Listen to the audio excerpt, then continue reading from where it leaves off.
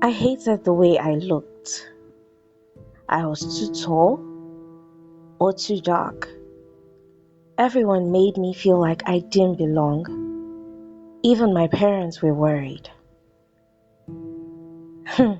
If I'm going to tell you my whole life story, I guess I should start by introducing myself. Hello everyone, my name is Amaka. I was born and raised in a beautiful little village of Neni, a place celebrated for its breathtaking scenery, where mountains and rivers wove together like a work of art.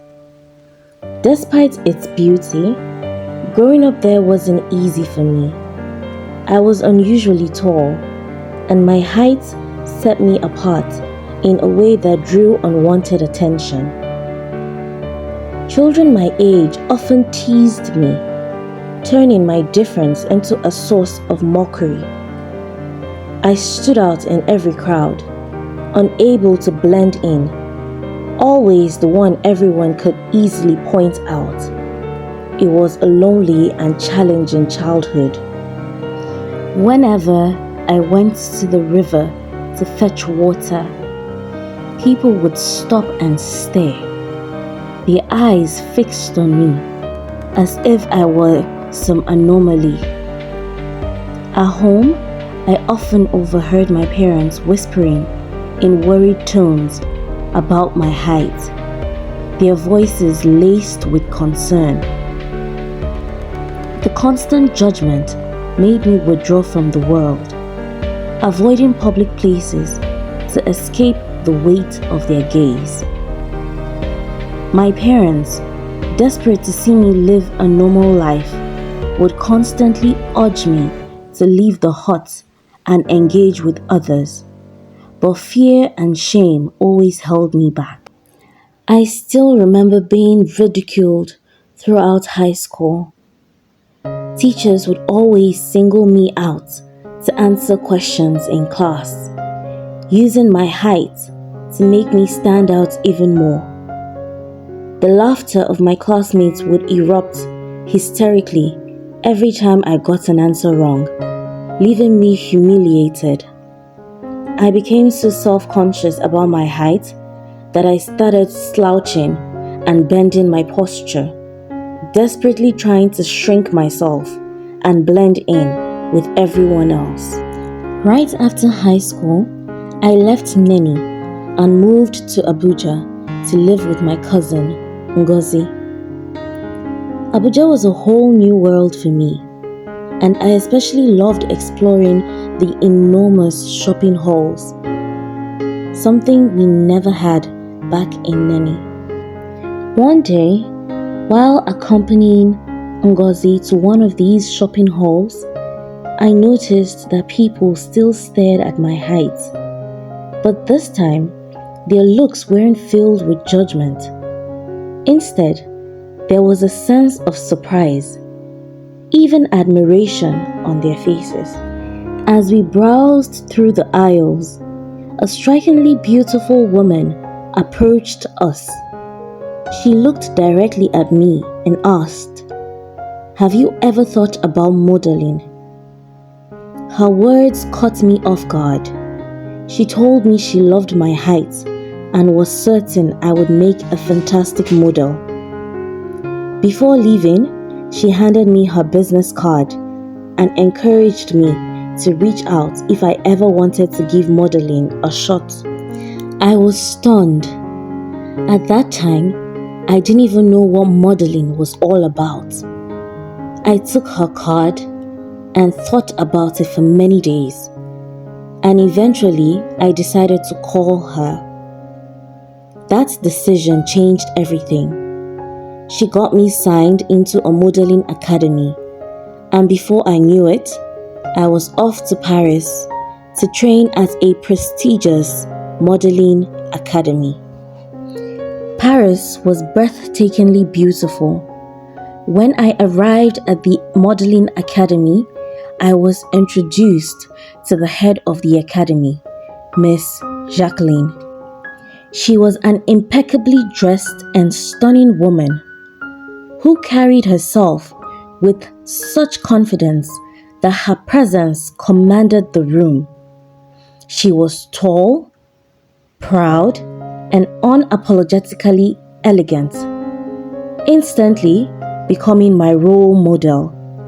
I knew right away that she was the kind of woman I had aspired to be.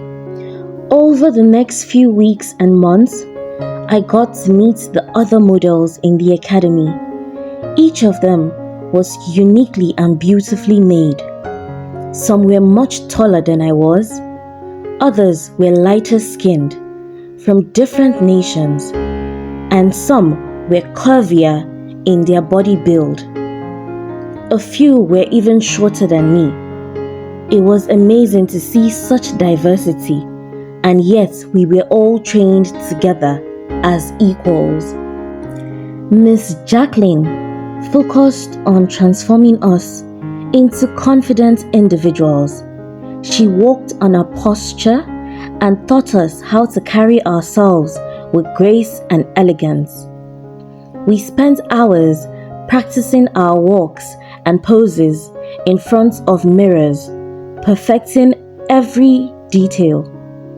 Before I knew it, I was strutting through the hallway of the academy like a seasoned supermodel, embracing the very thing I had once tried to hide: my height. Before long, I was modeling for major fashion lines, standing in front of crowds I had once only dreamed of. With each new show, I gained more confidence, and the admiration in people's eyes became a constant reminder of how far I had come. I became one of the most sought-after models, traveling from country to country. Through it all, I learned to embrace every part of myself: the height I once hid, my heart, and my skin complexion. I finally learned to love who I was, unapologetically and fully. After a few years, I decided it was time to visit my parents in Neni. It had been so long since I left, and I was eager to reconnect with my roots. When I arrived, the villagers stared at me, not with judgment, but with admiration. They marveled at the transformation I had undergone. The same people who once whispered about my height were now cheering me on. My parents beamed with pride, and I felt an overwhelming sense of pride myself. One evening, I decided to take a walk around the village, reflecting on my childhood. As I strolled, I noticed a young girl, probably around 10 years old, being laughed at because of her height. My heart sank, and I immediately walked over to her. I hugged her tightly and whispered in her ear, telling her I understood exactly how she felt. I reassured her that she was not the problem, that her height was perfect, and she was already more beautiful than she could ever imagine. It truly breaks my heart to see that even in this day and age, people are still made fun of because of their body features. If only everyone could look a little deeper and see how uniquely and beautifully each person is created. It is disheartening, but I have come to realize that while we can't change how others view us, we can change how we view ourselves. It is my deepest desire that everyone, whether female or male, learns to appreciate the beauty they possess, inside and out. Thank you so much for staying with me until the end of my story. I truly hope that as you enter the new year, you do so with a renewed mindset and remember just how beautiful you are. Now, it's time for me to head off to Peru for a fashion show. Goodbye, my darlings. and take care.